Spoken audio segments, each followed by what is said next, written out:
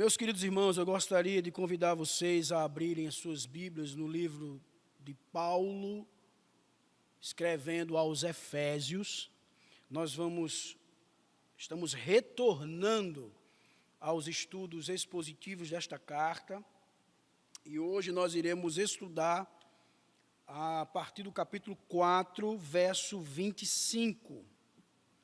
Então, abra sua Bíblia no capítulo 4 de Efésios, e vamos estudar hoje a partir do verso 25 até o capítulo 5, verso 14. Vamos orar, irmãos, mais uma vez. Senhor, nosso Deus e Pai, nós te louvamos e te agradecemos por esse momento de podermos estudar a tua santa palavra. Ajuda-nos a compreendê-la e, principalmente, Pai, aplicá-la em nossas vidas, para que assim o teu nome venha a ser glorificado. Oramos assim, Senhor, na total dependência de Ti, no nome do Teu Filho Jesus Cristo. Amém. Meus irmãos, dando continuidade ao nosso estudo, nós paramos no verso 25, tratamos até o verso 24 sobre como deve ser os procedimentos dos filhos de Deus. Falamos que se faz necessário despir-se do velho homem, ser renovado e vestir-se do novo homem. Então, para que nós possamos nos situar, essa é a mensagem do apóstolo Paulo. E continuando, o apóstolo Paulo, ainda falando sobre o despir-se do velho e vestir-se do novo, ele entra na área agora, podemos chamar de relacionamento entre os irmãos. Basicamente, queridos, Paulo traz a ideia de que não devemos dar ao diabo um ponto de apoio, ou seja, não devemos dar lugar a ele. Mas na frente ele irá dizer que devemos ser imitadores de Deus. Mas aí eu convido você a ler o verso 25, que diz assim: portanto, cada um de vocês deve abandonar a mentira e falar a verdade ao seu próximo, pois todos somos membros de um mesmo corpo. Então, meus amados irmãos, Paulo, trazendo este verso, ele está dizendo que a nossa vida deve ser adornada de uma confissão. E essa confissão deve ser a verdade. Nós, irmãos, devemos lançar fora a falsidade, passarmos a falar a verdade. E aí, meus queridos irmãos, falar mentira e divulgar falsos rumores são características do mundo pagão. É possível, meus amados, que esta tenha sido a razão pelo qual o apóstolo Paulo, seja de forma direta ou indireta, ele menciona de forma reiterada a necessidade de acabar de forma definitiva com a forma anterior de se viver. Paulo está dizendo que agora nós precisamos adotar um sistema de normas inteiramente novo. E aí vem uma pergunta: qual é a melhor maneira de destruir a mentira? Qual é a melhor maneira de destruirmos a mentira da nossa vida? Muito simples, queridos irmãos. É falando a verdade. Não tem outro caminho. Percebam que Paulo, ele escrevendo, ele diz: portanto, cada um de vocês deve abandonar a mentira e falar a verdade ao seu próximo, pois todos somos membros de um mesmo corpo. Eu queria chamar a sua atenção para quando ele se refere ao próximo. Não é qualquer próximo. Paulo está aqui falando de irmãos da igreja. Os nossos irmãos que fazem parte do mesmo corpo. É óbvio, irmãos, que nós não podemos nem mentir lá fora, nem tampouco mentir aqui dentro. Mas especificamente, Paulo está se referindo aqui a um irmão cristão. Porque ele diz, olha, somos membros um dos outros. Nós já estudamos e nós já sabemos que, embora os crentes sejam muitos, são também um. Ou seja, um corpo com Cristo com a cabeça, que é o próprio Cristo. Por isso, meus irmãos,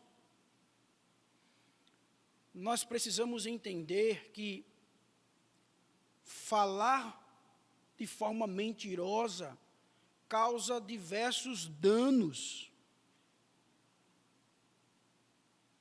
Porque quando você começa a falar mentiras, você está provocando dificuldades, aflições, tristezas, desunião, e isso tudo dentro da igreja.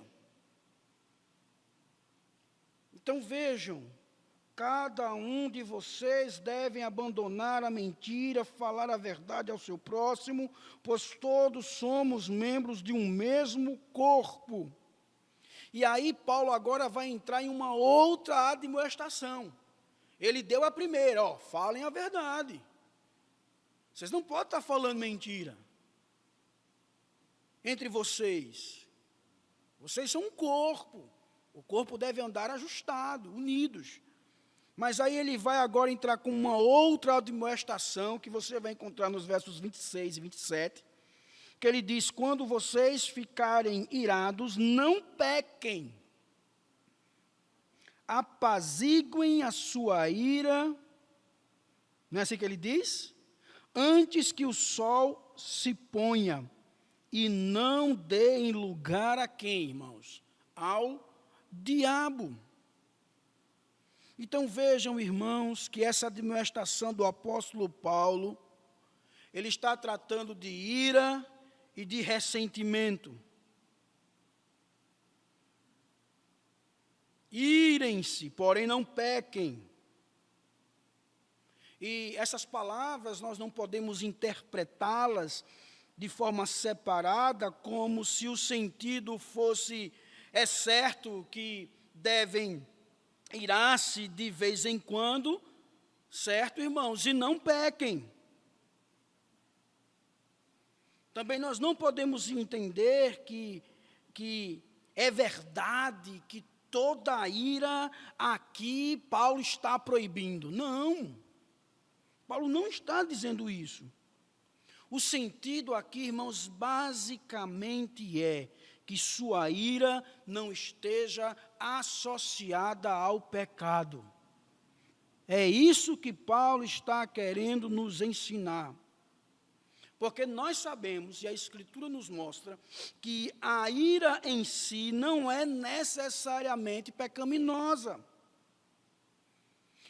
Quando a gente lê, por exemplo, 1 Reis, capítulo 11, verso 9, 2 Reis 17, verso 18, Salmo 7, verso 11, vocês vão perceber nesses textos que a ira, ela está sendo atribuída à pessoa de Deus.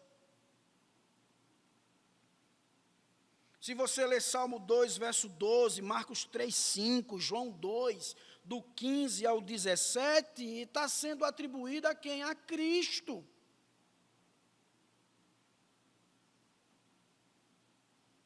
Por isso, irmãos, quanto mais ira, cada crente venha exercer contra os seus próprios pecados, melhor será. Então vejam que Paulo não está dizendo aqui que toda a ira ela é pecaminosa, que nós não devemos nos irar de forma nenhuma. Ora, se eu me irar, por exemplo, com relação ao pecado, isso é bom, porque eu vou me afastar mais e mais de praticar um pecado. Isso não é ruim. Mas a ira, irmãos, especificamente com relação ao próximo, facilmente se degenera em ódio e em ressentimento. Por isso, meus irmãos, nós precisamos entender que a ira, ela não pode ser uma ira que venha nos levar ao pecado, que venhamos pecar. Isso não pode acontecer. Por isso que ele diz, olha, quando vocês ficarem irados, não pequem. Então temos que tomar muito cuidado, irmãos, com relação a isso. E o interessante é que Paulo chega e ele diz assim, continuando, ele fala, olha, apaziguem a sua ira antes que o sol se ponha. Ou seja, se eu me irar, de maneira que venha pecar, que esta ira seja uma ira pecaminosa, Paulo está dizendo, olha, antes que o dia venha terminar, resolva. Não deite a sua cabeça no travesseiro dessa forma. Não deixe que o dia termine dessa forma. Por isso que ele diz, não se ponha o sol sobre, em outra versão, sobre seu ânimo irado. Devemos apaziguar, irmãos, a nossa ira antes que o sol se ponha. Por isso, nunca vá irado, meu irmão, para a cama. Nunca. Se a sua ira o levou a pecar, tente resolver o mais rápido possível. Paulo nos orienta desta forma. E aí, meus irmãos, Paulo continuando, ele chega no verso 27 e diz, olha, não dê lugar ao diabo. Por que, irmãos? Paulo diz isso. Não dê lugar ao diabo. É porque, irmãos, o diabo ele irá se aproveitar. Ele irá se aproveitar de forma rápida dessa oportunidade para transformar, irmãos, para mudar a nossa indignação, seja justa ou não, em mágoa, em rancor, em furor. Por isso que Paulo diz, olha, não deem lugar ao diabo. Por isso, irmãos, o que o apóstolo Paulo, ele está querendo nos ensinar aqui, é que, desde o ponto de partida, o diabo deve ser resistido. Se nós abrirmos as nossas Bíblias, por exemplo, em Tiago, capítulo 4, só você ir um pouco mais à frente, após a carta aos Hebreus, Tiago, capítulo 4, verso de número 7, você vai ver que ele diz assim, portanto, submetam-se a Deus, resistam ao diabo e ele fugirá de vós. Nós temos que atentar para essa admoestação do apóstolo Paulo. Nós não devemos, irmãos, conceder nenhum espaço para ele. Nenhum ponto da nossa vida deve servir de entrada dele. Nem mesmo para ele enfiar a ponta do pé. Porque se ele enfiar a ponta do pé, pronto. Vem problema. Por isso que eu e você, e Paulo está dizendo aqui a estes nossos irmãos em Éfeso, que eles não devem dar qualquer oportunidade do diabo tirar proveito de sua ira para os seus propósitos pessoais. Jamais, jamais. Então, Paulo agora chega no verso de número 28. E aí, meus irmãos, Paulo chega e diz assim: o que furtava, não furte mais, antes trabalhe fazendo algo de útil com as mãos, para que tenha o que repartir com quem estiver necessidade. Então, da advertência contra a falsidade e o estado de ânimo irado, o apóstolo passa agora à advertência contra o diabo. Ele diz o quê? Aquele que furta, não furte mais. O que furtava, não furte mais. É interessante que quando nós vamos para os originais, ele não diz aquele que furtava, mas ele diz aquele que furta. Paulo, irmãos, ele provavelmente, diz um comentarista, ele está se referindo às pessoas que antes de sua conversão costumavam enriquecer-se por meio de pequenos furtos e etc. E que agora corriam o risco de reincidir usando vários meios desonestos. Paulo está alertando para que estes não venham cair novamente nesse pecado.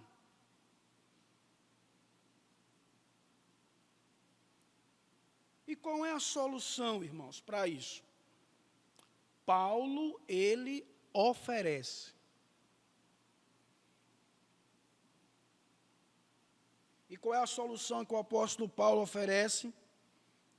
Ele deseja que os efésios parem de roubar e façam da honestidade uma prática.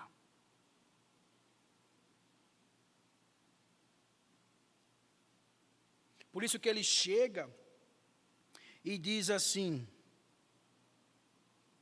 o que furtava não furte mais, e aí ele diz: antes, trabalhe. Trabalhe fazendo algo de útil com as mãos, para que tenha o que repartir com quem estiver em necessidade. Paulo, irmãos, está oferecendo, ele está dando um novo interesse na vida, um novo deleite. Ou seja, não furte, se você furta, não furte mais. Se deleite no trabalho. E esse trabalho, irmãos, ele diz assim, fazendo algo de útil com as mãos. O ladrão, ele deve interromper o hábito de roubar, começando a fazer um trabalho duro e honesto. Duro e honesto. E aqui, irmãos, Paulo está se referindo ao trabalho manual. Por isso que ele diz, com as suas próprias mãos. Paulo, ele tinha tanta propriedade nisso, que ele mesmo, de vez em quando, ele trabalhava com as suas próprias mãos, com o propósito de suprir as suas próprias necessidades, como também as dos outros. Paulo, irmãos, ele estava habilitado a dizer, por exemplo, aos Tessalonicenses, porque vocês se lembram, irmãos, de nosso labor e fadiga, de como noite e dia estivemos trabalhando numa profissão a fim de não sermos pesados a alguns de vocês, enquanto lhes proclamávamos o Evangelho de Deus. Então, quando Paulo viu a necessidade de se trabalhar, ele foi trabalhar. Paulo entendia isso, e ele estava dizendo a estes irmãos: o que furta, não furte mais, mas vá trabalhar. Vá fazer algo com as suas próprias mãos, para que daí você possa ter o que repartir com quem estiver necessidade. É interessante, irmãos, que o apóstolo Paulo, ele não só pensava em si, mas ele pensava muito no próximo, no necessitado, no pobre. Ele pensava naquele irmão que estava sofrendo necessidade. Então Paulo diz, olha, que o objetivo do trabalho não seja apenas para você suprir as suas necessidades, mas as necessidades de outrem. Dos irmãos que estão passando por dificuldades, por lutas. Pense em você, mas também pensem no próximo. Paulo fazia isso, irmãos. Paulo, ele era compreensivo. Paulo era um homem terno. Se você ler lá em Gálatas capítulo 6, verso 10, diz isso. Gálatas 2, verso 10, diz que ele estava preocupado em ajudar os pobres. E Paulo realmente ajudava. Por isso, ele diz, olha, não furtem, mas trabalhem. E aí, meus irmãos, no verso 29, ele nos diz assim, nenhuma palavra torpe saia da boca de vocês, mas apenas a que for útil para edificar os outros, conforme a necessidade, para que conceda graça aos que ouvem. Paulo passa, irmãos, agora de uma advertência contra o emprego impróprio da língua.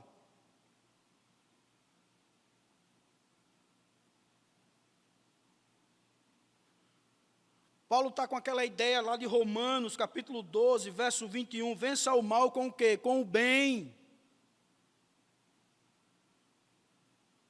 Que não saia da boca de ninguém uma palavra torpe, de nenhum de vocês.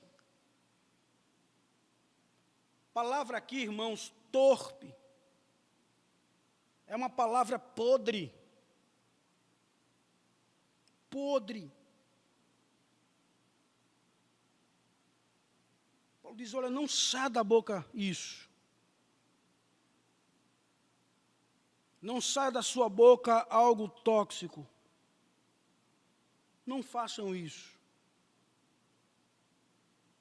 Mas somente a palavra que é boa, palavra que edifica, que é para a edificação, que edifica, meu irmão, o corpo de Cristo, conforme a necessidade, ou seja, edificação da necessidade. O que deve sair da nossa boca, irmãos, são palavras que comuniquem graça àqueles que nos ouvem. Por isso que ele disse, para que conceda graça aos que ouvem. Nós devemos comunicar graça àqueles que estão nos ouvindo, para que eles possam se beneficiar espiritualmente. É o que Paulo disse em Colossenses capítulo 4, verso 6. Sua palavra seja sempre agradável, temperada com sal, para saberem como devem responder a cada um.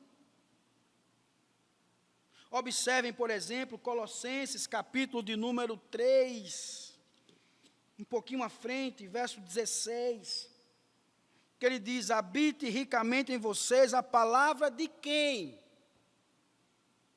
De Cristo. Habite ricamente em vocês a palavra de Cristo, ensinem e aconselhem-se uns aos outros com toda sabedoria, e cantem salmos, hinos e cânticos espirituais, com gratidão a Deus, em seu coração. Por isso, meus irmãos, nós temos que tomar muito cuidado para que não venha sair de nossa boca nenhuma palavra podre, mas que venha sair palavras que edificam, que levantem os nossos irmãos, que edifiquem os nossos irmãos, como ele diz assim, que conceda graça aos que ouvem. E aí, meus irmãos, ele chega e diz no verso 30, não entristeçam o Espírito Santo de Deus, com o qual vocês foram selados para o dia da redenção. Vejam que Paulo, ele mencionou o próximo, não foi? Paulo mencionou aqui o diabo, Paulo mencionou os necessitados, e Paulo mencionou aqueles que nos ouvem, lembram? Então veja, ele mencionou o próximo, que a nossa conduta, deve ser falando a verdade com o nosso próximo, que devemos resistir ao diabo, que devemos trabalhar para também ajudar os necessitados, devemos falar palavras, como ele diz aqui no verso 29, que conceda graça àqueles que nos ouvem, mas agora Paulo também, irmãos, vai falar do Espírito Santo. Paulo vai se referir agora ao Espírito Santo. Não entristeçam o Espírito Santo de Deus, com o qual vocês foram selados para o dia da redenção. É interessante, irmãos, que a epístola aos Efésios menciona o Espírito Santo com muita frequência. Ele usa esse mesmo termo, mas também ele usa o Espírito somente.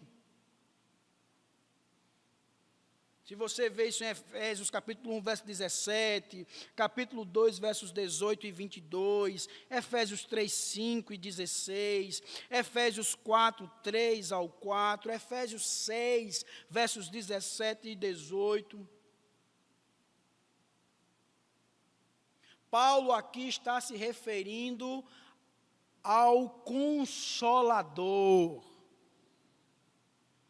ao Paracleto, como dizem. Paulo está se referindo ao Consolador. Por isso, meus irmãos, Paulo deseja imprimir em cada um de nós a ideia de que fora de Deus não podemos ser salvos. Por isso que ele diz que quem nos sela é o Espírito. Nós fomos selados pelo Espírito na redenção, no dia da redenção. Paulo está dizendo, irmãos, que tudo o que significa, no que diz respeito, o que é de bom, e o que é de bom que exista em nós, tem origem no Espírito, tem origem no Espírito Santo. É o Espírito Santo, irmãos, que confere vida, é o Espírito Santo que sustenta. Ele é, irmãos, o autor de toda virtude cristã e de todo fruto bom. Portanto, irmãos, sempre que o crente contamina sua alma, abrindo espaço a quaisquer pensamentos ou sugestões de engano, de vingança, de cobiça ou de imundícia, este está entristecendo o Espírito Santo. Por isso que nós devemos pensar, irmãos, antes de cometermos algum tipo de pecado. Porque nós estamos entristecendo o Espírito. Observe, irmãos, a ênfase com que o nome completo aqui do Consolador é expresso. O Espírito Santo de Deus. Ou seja, é o Espírito, o Santo de Deus. Paulo está dando ênfase aqui à santidade do Espírito.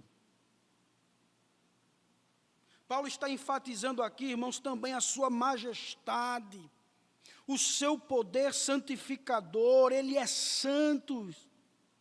E isso não é só no sentido de ser em si mesmo imaculado, sem pecado, mas também como a própria fonte da santidade para todos aqueles em cujos corações Ele propõe habitar. Ele habita em nós. Por isso que quando nós pecamos, nós estamos entristecendo o Espírito Santo de Deus. O Espírito, o Santo do Senhor. E aí, meus irmãos, Paulo, ele dá essa informação aos seus irmãos. Não entristeçam o Espírito Santo de Deus, porque vocês foram selados para o dia da redenção. E aí Paulo retorna a falar da língua. Vejam aí no verso 31. Paulo volta aos pecados da língua. E aí Paulo diz: livrem-se de toda amargura, indignação e ira, gritaria e calúnia, bem como de toda a maldade.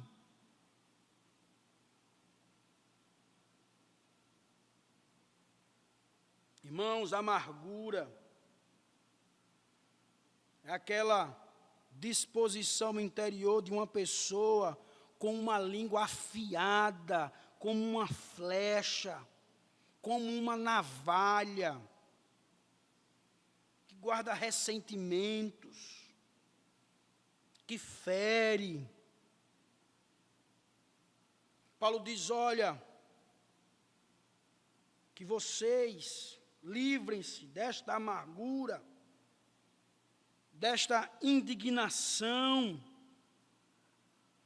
ou seja, dessa fúria, desse furor, dessa cólera. Afastem-se da gritaria. Irmãos, a explosão de uma pessoa violenta perde completamente o seu autocontrole. E ela passa a agredir os outros com gritos. Paulo diz: livrem-se disso, afastem-se disso. Da maledicência, da calúnia. A maledicência, irmãos, ou a calúnia é algo abusivo, é algo ofensivo. Seja ela dirigida contra Deus ou contra o homem. Afastem da malícia. É aquela má inclinação, irmãos, da mente. É a perversa disposição em se deleitar, mesmo em acusar prejuízo ou injúria ao próximo. Paulo diz: afastem-se disso. Paulo diz que todas essas coisas sejam afastadas de vocês. Livrem-se. Livrem-se. E aí, meus irmãos, Paulo, no verso 32, diz o que devemos ser. Paulo disse, olha, vocês devem se livrar disso, mas vocês devem ser o quê? E aí está no verso 32, sejam bondosos, sejam compassivos,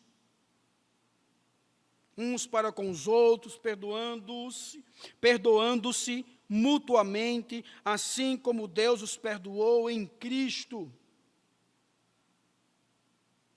Esta expressão pode ser comparada, irmãos, com Colossenses capítulo 3, versos 12 e verso 13.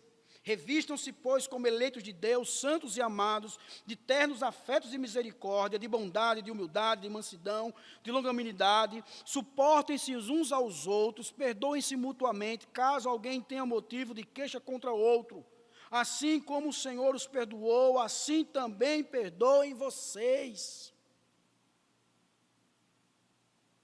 Revestir-se de bondade, irmãos, é aquela graça da benevolência que é conferida pelo Espírito Santo, que é inteiramente contrária à malícia, à maldade, que foi mencionada no versículo 31. Livrem-se dessas coisas, mas sejam bondosos, compassivos, uns para com os outros. Deus, irmãos, também é bondoso, e nós somos admoestados a nos tornar semelhantes a Ele nesse sentido. Leia depois Lucas capítulo 6, verso 35. Temos que perdoar uns aos outros, assim como Deus em Cristo nos perdoou.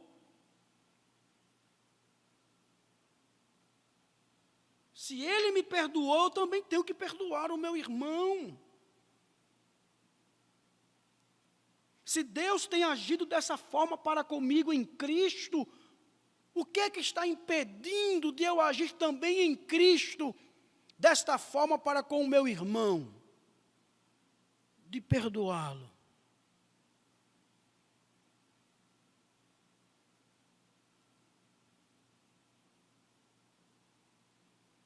E aí, meus irmãos, o amor deve manifestar-se pelo amor de Deus em Cristo. E então Paulo ele prossegue, dizendo no capítulo 5, verso 1 e 2, portanto,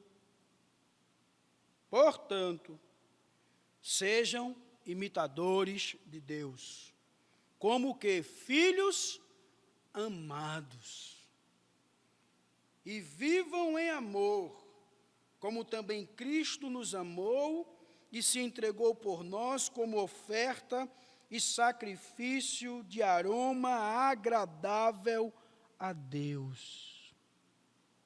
Irmãos, devemos ser assim, imitadores de Deus como filhos amados.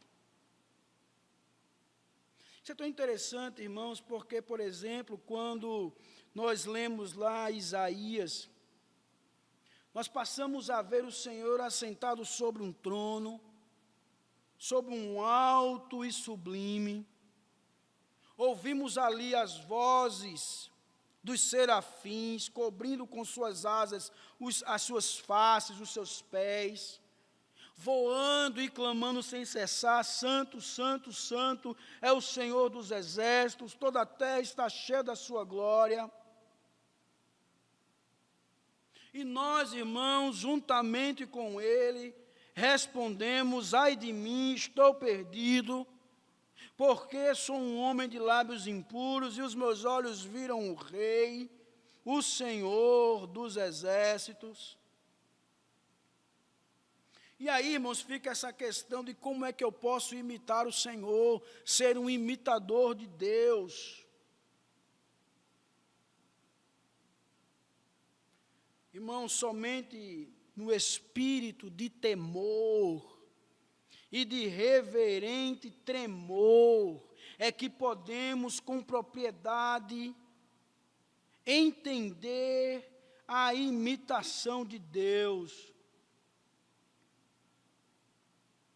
A obediência, irmãos, ao mandamento de imitá-lo é, depois de tudo, possível quando Ele estende as suas mãos e diz para nós, não tema. E isto é verdade por algumas razões. Primeiro, nós fomos criados à sua imagem, o seu Espírito nos capacita e ele habita em nós. E em terceiro lugar, irmãos, por sua graça regeneradora, a sua graça transformadora, nos tornamos seus filhos, ou seja, seus imitadores. Mesmo tendo aquela visão de Isaías, da grandeza de Deus, e dizendo, ai de mim, o Senhor diz para nós, não tema. Você foi criado à minha imagem, o Espírito Santo habita em você, foi a minha graça regeneradora e transformadora que o tornou meu filho. Então você pode ser um meu imitador. É claro, irmãos, que nós não podemos imitar a Deus, por exemplo, criando um universo e cuidando dele dia após dia. Não é isso que o apóstolo Paulo está fazendo. Mas em nossa própria forma finita, nós podemos imitá-lo. Por exemplo, devemos copiar o seu amor. Não é assim? Podemos copiar o seu amor. Jesus, irmãos, e os apóstolos enfatizaram isso, de sermos imitadores de Deus, Mateus capítulo 5, Lucas capítulo 6, 1 João capítulo 4, como também sermos imitadores de Cristo, João 13, João capítulo 15, Romanos capítulo 15, 2 Coríntios capítulo 8, fala sobre isso também. Mas Paulo, ele acrescenta algo aqui, meus irmãos. Ele diz, vivam, andem em amor. Ou seja, que o amor seja o próprio conteúdo da nossa vida. Que esse amor caracterize todos os meus pensamentos, todas as minhas palavras e atos.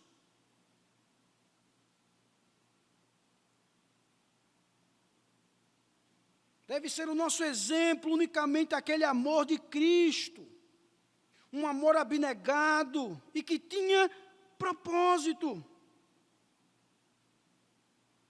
Por isso que ele diz, irmãos, se entregou por nós como oferta e sacrifício de aroma agradável.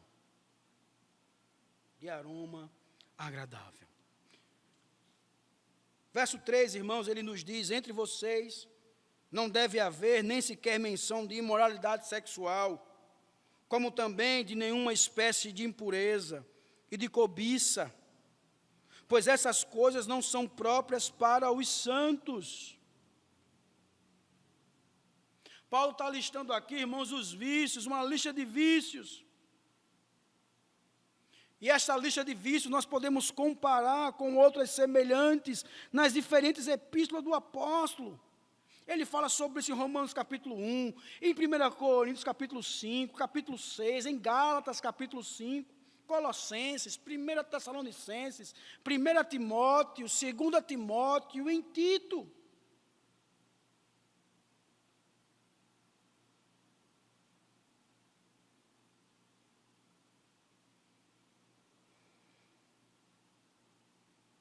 Essas coisas não são próprias para os santos.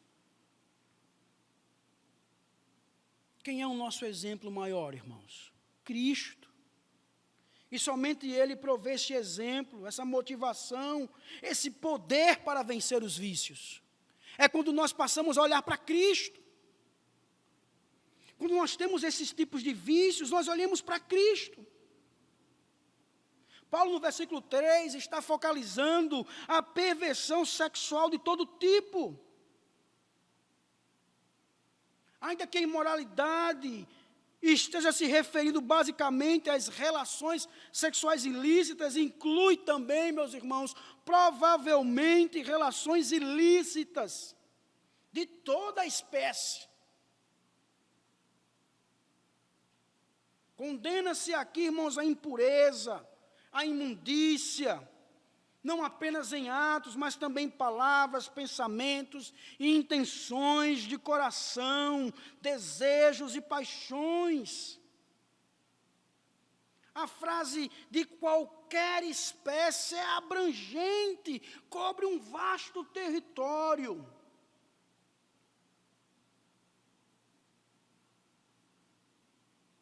Nenhuma espécie de impureza e de cobiça,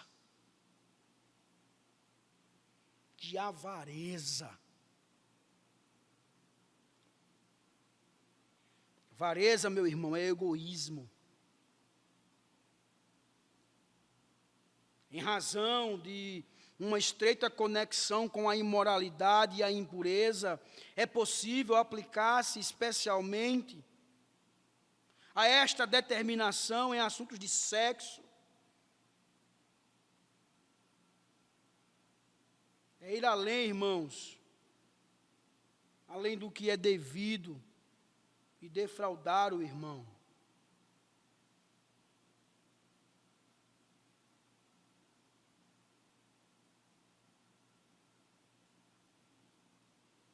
Isso não deve, irmãos, nem sequer ser mencionado entre nós. O que ele está querendo dizer com isso? Ele está querendo dizer, irmãos, que nós devemos nos manter afastados desse tipo de pecado, que mesmo que a mais leve suspeita dessa existência entre nós, deve ser eliminada de uma vez por todas. Porque entra assim, né? Devagarzinho. Se a gente não tomarmos cuidado, irmãos, Paulo diz, isso não é próprio entre os santos. Essas coisas não são próprias para os santos. Não haja obscenidade, nem conversas tolas, nem gracejos imorais, que são inconvenientes, mas ao invés disso, o quê? Ações de graça. Que não haja, irmãos, em nós obscenidade ou a falta de pudor, a linguagem indecente. Inclui aqui, irmãos, qualquer pensamento, imaginação, desejo, palavra ou ato do que um crente sensível às exigências da santa lei de Deus e que se vê vivendo continuamente em sua presença, se envergonharia. Conversação sem proveito é aquele linguajar que se espera ouvir dos lábios de um tolo ou de um bêbado. Não haja isso, obscenidade, conversas tolas, gracejos imorais. Isso tudo são coisas inconvenientes. Mas ao invés disso tem a graça. É basicamente aquele irmão que tudo que a gente conversa com ele já leva para o outro lado, já leva para a malícia. Você não consegue conversar com ele nada sério, e quando você vai conversar, ele já leva para o outro lado, já leva para a malícia, para as segundas intenções. Parece que ele tem uma mente de lata do lixo. Lata de lixo. É que cada conversa que a gente tem com ele sempre tem uma pilhera. Ele vem com uma zombaria. Não tem gente assim? Você não consegue conversar com ele. Nada ele leva a sério. O que você fala, ele vem com zombaria, com anedota. É inconveniente.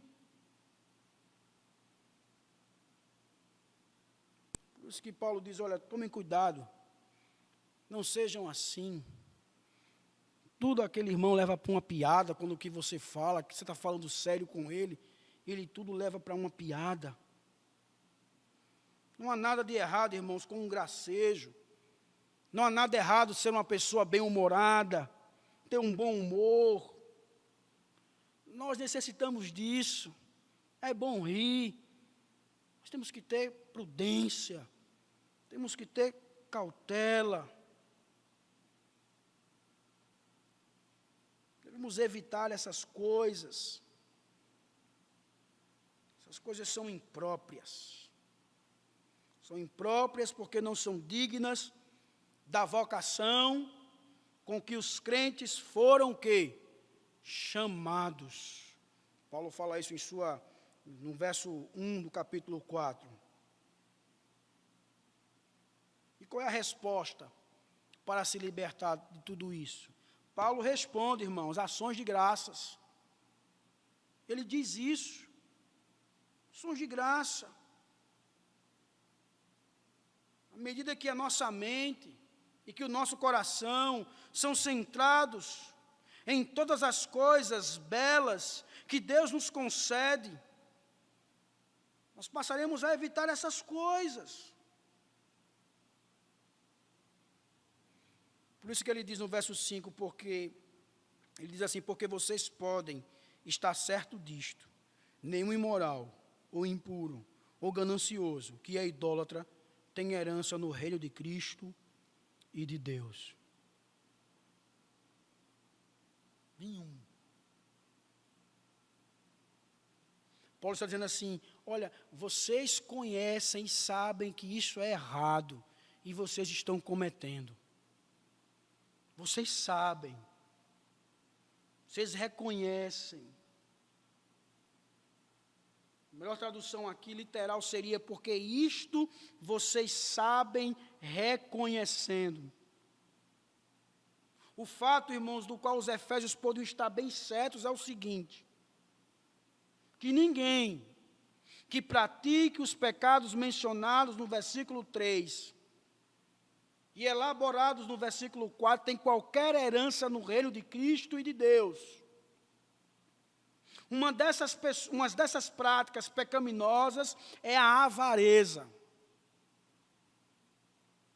Denominar uma pessoa de indivíduo avarento equivale a denominá-la de idólatra. Passa a fazer de si um ídolo. É idolatria. E para um judeu como o apóstolo Paulo e alguns dos irmãos ali de Éfeso, não havia maior pecado do que a idolatria. Você vai ver em 1 João capítulo 5, verso de número 21.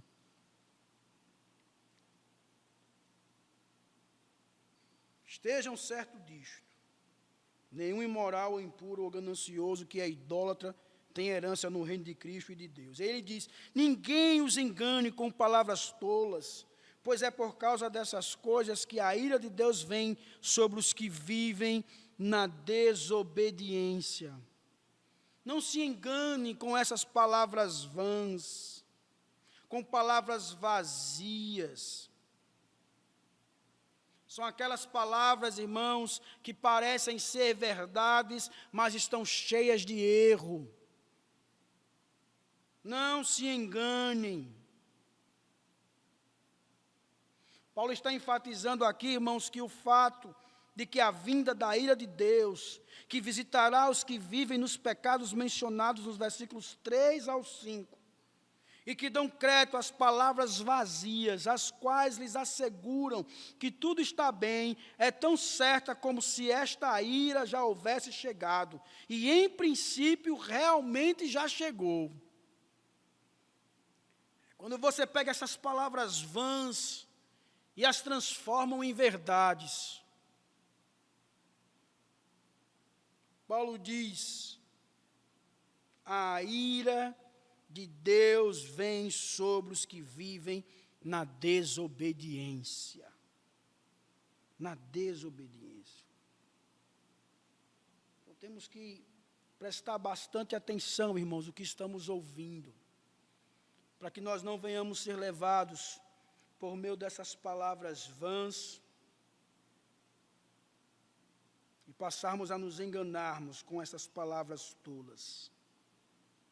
Verso 7, portanto, novamente, não participem com eles dessas coisas. Não participem de seu pecado, de sua culpa, de seu castigo. Não participem. E aí ele diz no verso 8, porque outrora vocês eram trevas, mas agora são luz no Senhor. Vivam como filhos da luz, pois o fruto da luz consiste em toda bondade, justiça e verdade. Irmãos, Cristo, Ele é luz. E quando nós fomos regenerados e salvos por Ele, nós passamos a refletir a luz, que é Cristo. E o fruto da luz, como diz no verso 9, consiste em quê? Em toda bondade, em toda justiça e verdade. Como alguém pode saber se está ou não andando como um filho da luz? A resposta, irmãos, é muito simples. A luz produz o quê? Fruto. Produz fruto. E esse fruto, irmão, suprirá a evidência necessária. Se estamos andando na luz, vivendo a luz, refletindo a luz, como saberemos que estamos assim? Produzindo fruto. Porque a luz produz fruto. E aí ele diz fruto de quê, irmãos? De bondade, de justiça, não é? Ter o prazer de fazer o que é reto aos olhos de Deus. De verdade, irmãos. Que é a integridade, a questão da confiança. É você estar numa posição contra a falsidade, contra a hipocrisia. Nós devemos refletir esta luz, que é Cristo. E aí no verso 10 ele diz, e aprendam a discernir o que é agradável ao Senhor. Ou seja, ao andarmos, irmãos, de forma constante, como filhos da luz, produzindo frutos da luz, nós estaremos, por meio das suas próprias atitudes, das nossas ações, verificando ou comprovando o que é agradável ao Senhor. É assim que nós iremos compreender o que está sendo agradável a Deus ou não.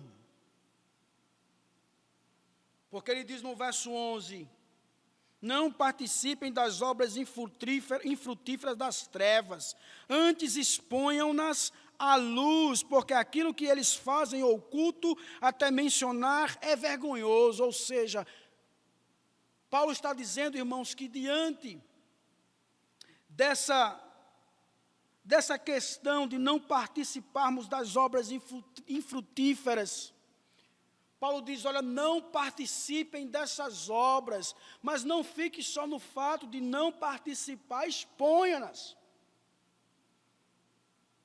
Tragam-nas à tona. Exponham-nas à luz. Porque aquilo que eles fazem em oculto, diz o texto, até mencionar é vergonhoso.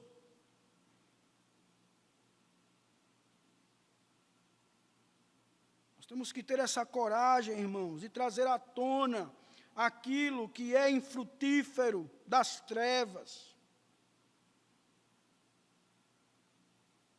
Nós devemos desmascarar. E quem vai desmascarar é a luz, é Cristo, que habita em nós, e nós refletimos esta luz. Mas tudo o que é exposto pela luz torna-se visível, pois a luz torna visíveis todas as coisas, a luz torna visível todas as coisas, meus irmãos. Por isso que Paulo fala dessa importância de andarmos na luz. Paulo fala que nós éramos trevas, mas agora somos luz no Senhor, justamente por isso. E aí, irmãos, Paulo chega, diz, olha, é esta luz que torna tudo visível, que clareia tudo. E aí no verso 14, irmãos, ele traz algo assim, que parece que é uma chicotada, para acordar. Desperta, ó tu que dormes. Levanta-te dentre os mortos, e Cristo resplandecerá sobre ti. Que não tem nada a ver, irmãos, com a questão da salvação. A salvação é mérito de Cristo, é Cristo quem concede a salvação, é obra do Senhor. Mas Paulo aqui está dizendo, olha, acorda, desperta, te levanta, tu não estás vendo. Quando nós tomamos essa postura, uma postura, meu irmão, de abandonar a mentira, de não furtar, de querer trabalhar, de ajudar o necessitado, de ser um imitador do Senhor, de perdoar uns aos outros, de não haver imoralidade sexual em nossa vida, não haver nenhuma espécie de impureza, de cobiça, questões imorais, impuras, gananciosas, não haver em nós idolatria. Quando nós passarmos a vivermos assim, irmãos, ele diz, Cristo resplandecerá sobre ti. Benção isso. Benção isso. Olha o resultado, irmãos, de atentarmos para as admoestações do apóstolo Paulo e das suas orientações de como devemos viver, porque somos filhos do Senhor, o que irá acontecer? Cristo resplandecerá sobre nós. Por isso, meus irmãos, que eu e você devemos sempre, constantemente, orarmos ao nosso Senhor, aclamarmos a Ele por graça, por força, por misericórdia, porque todos nós estamos sujeitos a isso aqui, irmãos. Todos nós estamos sujeitos a cometermos esses pecados. Todos nós. Ninguém aqui está fora.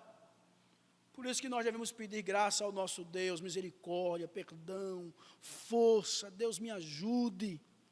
Eu quero me livrar desses vícios, eu quero me livrar dessa postura, eu quero viver o Senhor, eu quero imitar a Ti. Eu sou luz, porque o Senhor habita em mim, e o Senhor é luz, e eu reflito essa luz. Me ajude a ser assim. Eu quero viver na honestidade. Eu não quero dar espaço ao diabo. Eu não quero dar brechas para que ele entre. Me ajude a vigiar, Senhor, porque eu quero que o Senhor Jesus possa resplandecer. Por isso, meu querido irmão, eu termino enfatizando Paulo. Vamos nos despertar. Desperta, ó tu que dormes.